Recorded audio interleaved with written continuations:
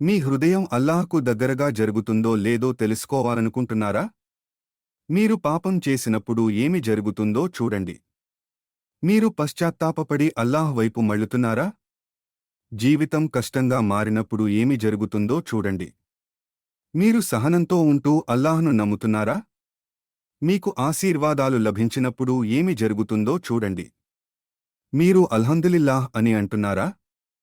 మరియు ప్రజలు మిమ్మల్ని నిరాశపరిచినప్పుడు ఏమి జరుగుతుందో చూడండి. ఆశ కోల్పోవడానికి బదులుగా మీరు అల్లాహ్ వైపు తిరుగుతున్నారా?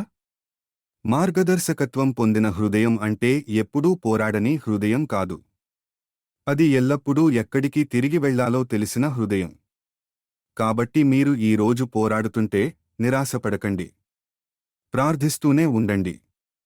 దుఆ చేస్తూనే ఉండండి. మీ హృదయానికి మార్గదర్శకత్వం వహించమని అల్లాహ్ను అడుగుతూనే ఉండండి.